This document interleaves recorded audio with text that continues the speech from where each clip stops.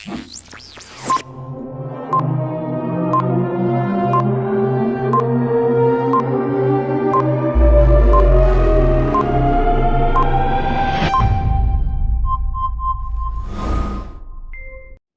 semuanya, nama saya Deva Buadriansah dari Universitas Negeri Jakarta, Fakultas Ekonomi, Prodi Pendidikan Ekonomi dengan nomor induk mahasiswa 17016230071.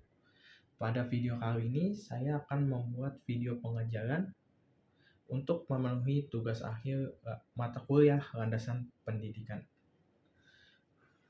Pada video kali ini kita akan membahas mengenai pengangguran yang menjadi isu tentunya dari dulu di Indonesia dan maupun di mancanegara. Jadi pada video kali ini kita akan membahas mengenai apa saja itu tentang pengangguran, macam-macam pengangguran, dampak dan segala hal pokoknya mengenai pengangguran akan kita ulik pada video kali ini.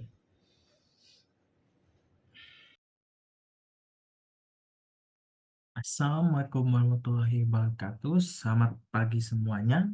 Pada materi pelajaran kita hari ini, kita akan membahas isu yang tentunya sangat besar di negara kita, yaitu pengangguran. Tapi sebelum kita memasuki ke materi pelajaran, alangkah baiknya kita berdoa terlebih dahulu. Berdoa dimulai.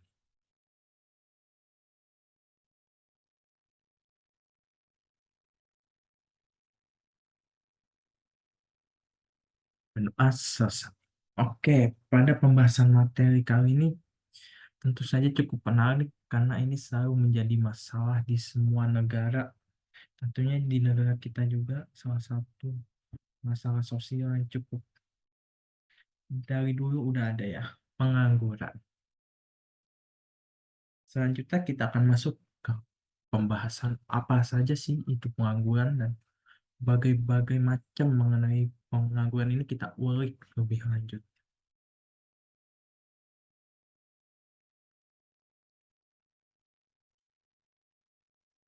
Nah, pembahasan pembahasan materi kita pada kali ini ada 7 ya. Yang pertama adalah pengertian dari pengangguran itu sendiri, perbedaan pencari pekerjaan dan pengangguran, yang tentu saja ini menarik nih, karena pencari kerja dan pengangguran beda. Yang selanjutnya adalah macam-macam pengangguran. Yang keempat ada faktor penyebab pengangguran. Yang kelima dampak dari pengangguran. Yang keenam tingkat pengangguran di Indonesia. Kita cari tahu nih tentang pengangguran yang di negara kita ini nih. Yang ketujuh adalah cara mengatasi dari pengangguran itu sendiri.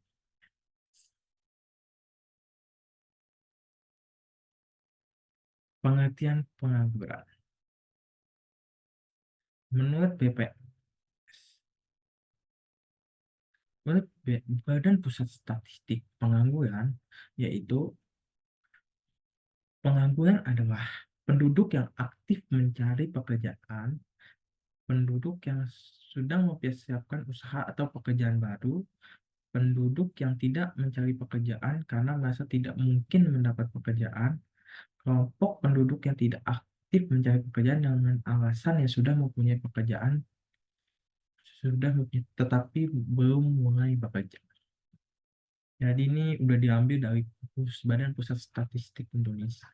Badan Pusat Statistik yang pastinya ini ya, arti dari pengangguran itu sendiri. Selanjutnya kita akan membahas mengenai apa sih perbedaan pencari pekerjaan dan pengangguran. Pencari pekerja adalah individu yang secara aktif mencari pekerjaan untuk memperoleh penghasilan. Mereka terlibat dalam kegiatan seperti mengirimkan surat lamaran, mengikuti wawancara, atau mencari peluang pekerjaan bisa di berbagai macam media ya, di koran ataupun media sosial. Selanjutnya adalah pengangguran. Pengangguran adalah seseorang yang tidak bekerja dan tidak aktif mencari pekerjaan pada suatu periode. Mungkin di garis bawahi tidak aktif ini yang membedakan antara pengangguran dan pencari pekerjaan. Pengangguran dapat bersifat sementara ataupun jangka panjang dan dapat disebabkan oleh berbagai faktor seperti perubahan ekonomi, restrukturisasi industri, atau kesulitan dalam menemukan pekerjaan yang sesuai. Dalam konteks ekonomi, tingkat pengangguran sering diukur sebagai indikator kesehatan ekonomi suatu negara. Artinya, pengangguran ini dalam perhitungan suatu ekonomi suatu negara itu sangat penting, sangat berpengaruh.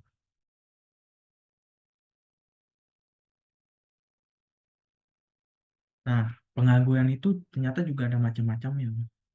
Nah, kita bakal cari tahu nih macam-macam pengangguran. Yang pertama adalah pengangguran fiksional. Apa sih itu pengangguran fiksional? Pengangguran fiksional adalah pengangguran yang terjadi karena kesulitan sementara atau temporal seperti durasi waktu yang dibutuhkan pekerja untuk menemukan pekerjaan dengan posisi dan gaji yang sesuai.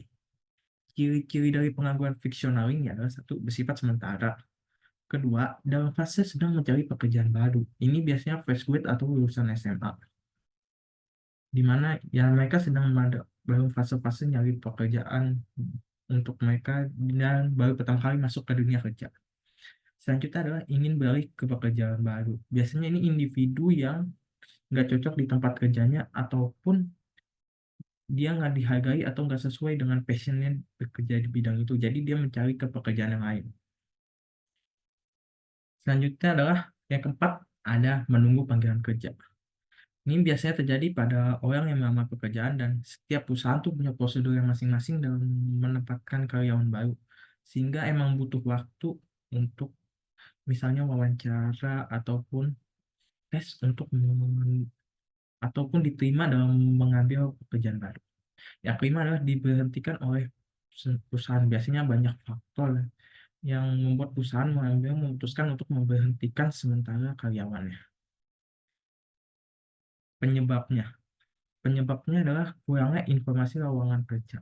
Ini biasanya terjadi pada individu yang misalnya kurang update atau kurang berusaha untuk mencari lowongan kerja di media sosial ataupun media-media seperti koran ataupun televisi ataupun maksudnya media lebih ke media cetak. Yang selanjutnya adalah proses rekrutmen yang berlangsung cukup lama. Ya, sama yang seperti dijelaskan tadi dalam ciri-cirinya yang nomor 4 ya, setiap perusahaan punya prosedur yang masing-masing dalam merekrut karyawan baru. Selanjutnya adalah perkembangan teknologi yang semakin pesat seperti mesin dan robot yang mengambil alih pekerjaan manusia. Seperti yang kita tahu di industri sekarang kebanyakan menggunakan robot atau AI itu sehingga menggantikan pekerjaan manusia. Contohnya adalah sekarang ada parkir yang bisa otomatis ataupun di pabrik-pabrik yang sekarang udah kebanyakan menggunakan mesin. Yang tadinya menggunakan manusia diganti dengan mesin yang pekerjaannya lebih efektif ataupun lebih cepat, sehingga mesin-mesin itu menggantikan para karyawan, sehingga karyawan yang digantikan mesin itu menyebabkan mereka menjadi pengangguran.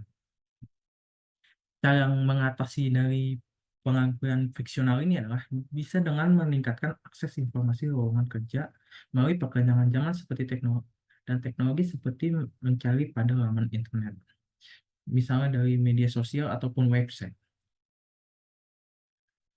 Selanjutnya ada pengangguran struktural. Apa sih itu pengangguran struktural? Pengangguran struktural yaitu salah satu jenis pengangguran yang terjadi karena adanya perubahan struktur ekonomi pada suatu wilayah atau negara. Perubahan struktur ini juga terjadi di dalam berbagai bagian perekonomian. Penyebabnya adalah tingkat pendidikan rendah. Nah, ini misalnya berarti seorang individu karena tingkat pendidikan yang rendah, apalagi di negara kita, salah satu misalnya apa ya, faktor seorang mendapat pekerjaan biasanya dilihat dari tingkat pendidikannya. Yang dari tingkat pendidikannya itu dites, dicek gitu. Yang kedua adalah perkembangan teknologi. Yang ketiga adalah perubahan kondisi pasar, yang pastinya yang perubahan kondisi pasar ini nggak bisa diprediksi ataupun ya, sehingga menyebabkan pengangguran struktural itu sendiri. Cara mengatasinya adalah memberikan pelatihan kepada calon pekerja prospektifnya itu supaya pekerja ini mampu menumbuhkan soft skill sehingga ya bisa dapat pekerjaan dan mampu bersaing dengan para pekerja lainnya ataupun pekerja dari luar ya. Nah, selanjutnya sama kayak nomor dua adalah melatih atau mengedukasi terkait penguasaan teknologi baru. Ya, di mana sekali para pengangguran ini harus diberi pengajaran mengenai teknologi-teknologi yang ada di zaman sekarang supaya mampu bersaing di dalam dunia kerja. Migrasi ke wilayah yang memerlukan tenaga kerja. Nah, ini juga bisa jadi salah satu cara mengatasinya adalah dengan mengirimkan para pekerja ini ke wilayah-wilayah yang kekurangan tenaga kerja. Selanjutnya adalah pengangguran siklis. Pengangguran siklis itu apa sih? Pengangguran siklis atau pengangguran biasa disebut dengan pengangguran konjungtur adalah pengangguran yang terjadi akibat turunnya kegiatan perekonomian suatu negara. Saat kegiatan ekonomi mengalami kemunduran, ini menyebabkan daya beli masyarakat pun menurun, sehingga barang menumpuk di gudang. Penyebabnya adalah jumlah orang yang kehilangan pekerjaan terus meningkat. Dibutuhkan waktu yang lama lagi untuk mendapat pekerjaan, dan tentu saja ya ini karena tidak menurunnya perekonomian dari suatu negara ataupun kemunduran yang menyebabkan pengurangan jumlah karyawan sehingga meningkatnya pengangguran. Cara mengatasinya adalah meningkatkan daya beli masyarakat. Dan ini tentunya untuk pemerintah ya, bagaimana strategi pemerintah untuk menghadapi suatu kemunduran ekonomi, apa saja yang harus diperhitungkan strateginya supaya daya beli masyarakat itu meningkat. Sehingga kalau karyawan yang dianggut tadi bisa dapat membuka lapangan pekerjaan baru buat mereka. Kedua adalah mengarahkan permintaan masyarakat untuk membeli barang dan jasa. Yang ketiga, membuka pasar baru di luar negeri.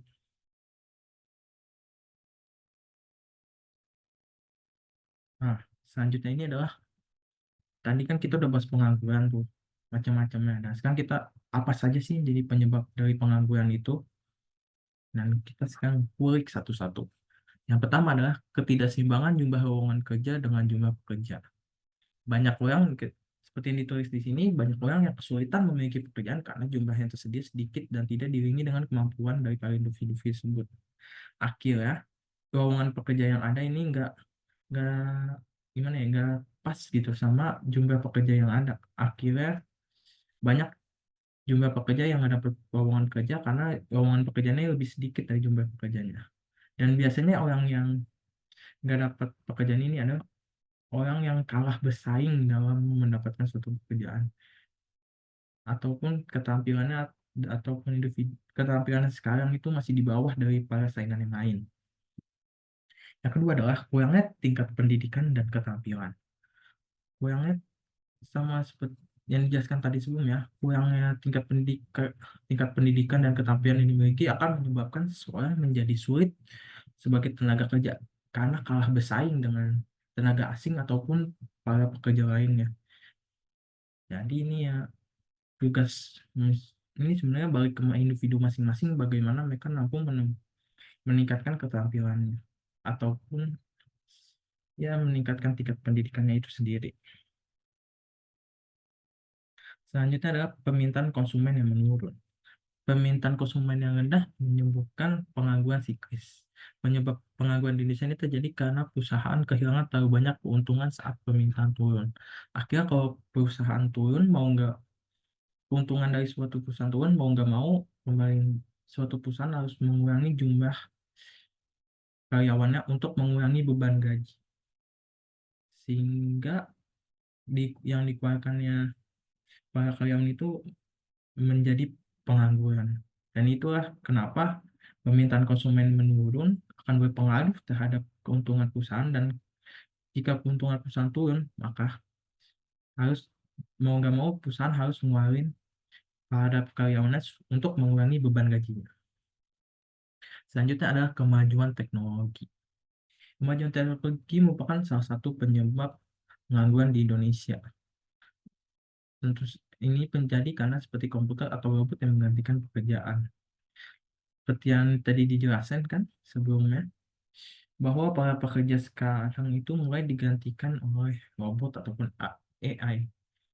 Contohnya di dalam bidang mungkin bilangnya di industri pakaian, di mana dulunya awalnya pakaian itu dibuat dengan jahit sendiri di masing-masing karyawan, dan sekarang tapi bisa lebih cepat gitu penggunaan mesin, sehingga tentu saja perusahaan akan cari hal yang paling efektif dalam mengerjakan sesuatu, sehingga perusahaan pasti akan lebih memilih komputer ataupun AI dalam bidang pakaian, sehingga dapat menghasilkan pakaian yang lebih banyak dengan waktu yang singkat, dan semua faktor itu bisa menyebabkan sebuah keuntungan bagi perusahaan itu sendiri.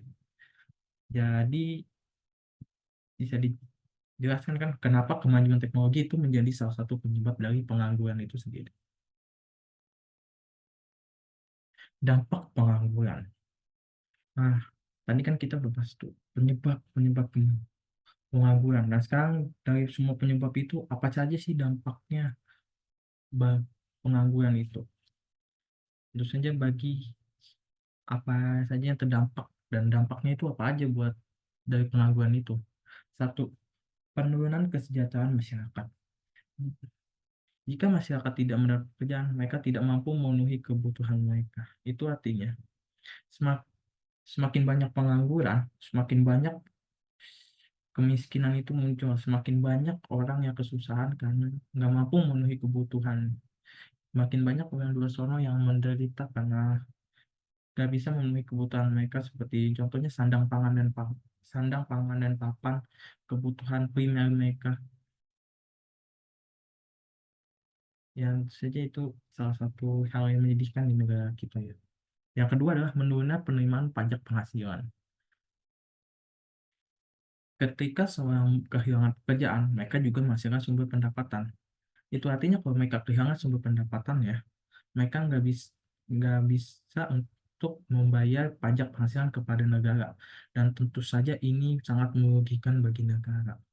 Karena pajak ini digunakan untuk pembangunan sarana-sarana di negara, ataupun hal lain-lainnya di kebijakan-kebijakan, karena pajak ini ya dikelola untuk memajukan suatu negara. Jadi artinya semakin banyak pengangguran, berarti orang yang membayar pajak penghasilan itu semakin terus berkurang, sehingga ini menjadi faktor yang akan merugikan bagi negara. Selanjutnya adalah bertambah bebannya pemerintah. Pemerintah harus menggelontorkan uang untuk meningkatkan keterampilan masyarakat seperti program pelatihan atau pendidikan. Artinya tadi kan di nomor 2 dijelaskan semakin banyaknya pengangguran, berarti semakin berkurangnya pajak pengangguran. Nah, ini ditambahin lagi nih, pengangguran itu juga bikin beban pemerintah, karena pemerintah harus mengeluarkan dananya untuk meningkatkan keterampilan masyarakat dalam program pelatihan atau pendidikan. Berarti ini artinya semakin dananya udah berkurang, tapi dipakai lagi untuk pengangguran, sehingga ya dananya semakin lama semakin tipis. Gitu. Tempat adalah terganggunya stabilitas sosial dan politik. Kegiatan ekonomi yang lesu dan pengangguran yang tinggi dapat meningkatkan kriminalitas. Yang tadi seperti yang pertama, karena tidak terpenuhi kebutuhannya. Dan jadi mau nggak mau, seseorang tuh keadaan memaksa mereka melakukan kriminalitas untuk memenuhi kebutuhan, dan untuk memenuhi kebutuhannya, dan juga bisa menimbulkan rasa tidak puas masyarakat kepada pemerintah yang berkuasa. Karena tadi sebenarnya dijelaskan dalam faktor penyebabnya adalah tidak ratanya lowongan pekerjaan dengan jumlah tenaga kerja yang ada. Ya, dari dampak pengangguran. Yang kelima adalah meningkatnya kesenjangan sosial. Pengangguran dapat menyebabkan terjadinya kesenjangan sosial. Kesenjangan sosial merupakan dampak berkelanjutan dari meningkatnya angka kemiskinan, sehingga memunculkan masalah lain pada bidang sosial. Tentu saja kesenjangan sosial yang semakin lebar akan menyebabkan terjadinya perpecahan di masyarakat karena mungkin iri hati atau semacamnya. Hal itu bisa menimbulkan terjadinya peningkatan kriminalitas di dalam masyarakat. yang tentu saja ini berkaitan satu sama lain. Yang keenam adalah menurunkan daya saing. Pengangguran dapat berdampak pada menurunnya daya saing, sehingga semakin sedikit orang yang memiliki keterampilan, semakin sedikit pula persaingan yang ada. Tentu saja ini berdampak buruk bagi negara karena persaingan yang rendah akan tidak akan memotivasi seseorang untuk berkembang. Karena semakin ketat persaingan akan semakin memotivasi seseorang untuk tumbuh dan berkembang.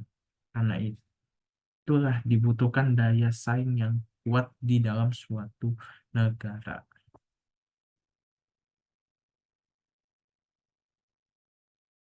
Nah, ini kita sudah punya data dari tingkat pengangguran di Indonesia pada tahun yang diambil dari BPS pada tahun 2023. Kita lihat datanya nih, berdasarkan data trading ekonomi Indonesia jadi negara dengan tingkat pengangguran tertinggi kedua di Asia Tenggara tahun ini. Tercatat tingkat pengangguran di dalam negeri mencapai 5,45 pada Februari 2023. Menurut BPS, angka pengangguran Indonesia itu sudah turun dibanding Februari 2022 yang mencapai 5,83. BPS juga mencatat jumlah pengangguran di Indonesia mencapai 7,9 juta orang pada Februari 2003, berkurang 410.000 orang dibandingkan 2022. Artinya, pemerintah sebenarnya udah berhasil mengurangi jumlah pengangguran di Indonesia dengan sebagai macam strategi, perhitungan, segala macam hal yang disiapin sama pemerintah. Karena dibandingkan dari 2022 itu turun sekitar 410.000 orang dan itu nggak sedikit, apalagi jumlah jumlah penduduknya ya dibandingkan semua negara Asia Tenggara lainnya adalah jumlah penduduk Indonesia adalah satu yang terbesar bahkan. Jadi menurutnya agak masuk akal sih kalau Indonesia berada di sana. Nah, setelah kita sudah bahas tadi nih tentang panjang lebar mengenai pengangguran, sekarang kita masuk ke kesimpulan dari materi yang telah kita pelajari hari ini. Jadi kesimpulannya adalah pengangguran adalah seseorang yang tidak bekerja dan tidak aktif mencari pekerjaan pada suatu periode tertentu. Pengangguran memiliki tiga macam, yaitu pengangguran fiksional, pengangguran struktural, dan pengangguran siklis. Pengangguran disebabkan oleh beberapa faktor, di antaranya ketidakseimbangan jumlah lowongan dan jumlah pekerja, kurangnya tingkat pendidikan dan keterampilan, kemajuan teknologi, permintaan konsumen menurun, dan tingkat kemiskinan. Pengangguran berdampak pada menurunnya kesejahteraan masyarakat, menurunnya penerimaan pajak penghasilan, dan sebagainya. Menurut Badan Pusat Statistik atau BPS, angka pengangguran Indonesia itu sudah turun dibanding Februari 2022 mencapai 5,8% di Februari 2023. Ada beberapa cara mengatasi pengangguran, di antara yaitu pendidikan, pelatihan, dan keterampilan, dan mendorong wirausaha dan sebagainya. Tadi itu penjelasan apa aja mengenai semua hal tentang pengangguran, dampak-dampak pengangguran, penyebabnya, dan faktor-faktor pengangguran. Nah, dari sekian banyak pertanyaan ini, ada nggak yang mau ditanya ini tentang pengangguran ini?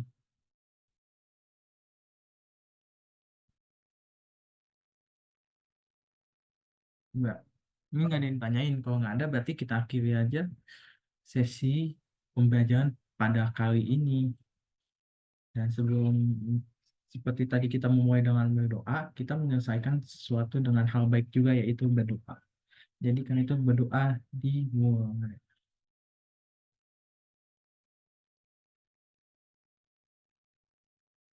Oke, berdoa selesai. Nah, tadi akhirnya selesai kita sudah membahas pengajaran mengenai pengangguran tentang macam-macam jenis bentuk-bentuk pengangguran, dampak dan penyebabnya, dan tentu saja kita sudah boleh semuanya tentang pengangguran. Semoga pada pengajaran kali ini memenuhi apa yang menjadi tugas akhir pada mata kuliah landasan pendidikan. Tentu saja video tadi masih memiliki banyak kekurangan dan dibutuhkan pendapat atau saran supaya kedepannya dapat menjadi lebih baik. Sekian, Terima kasih.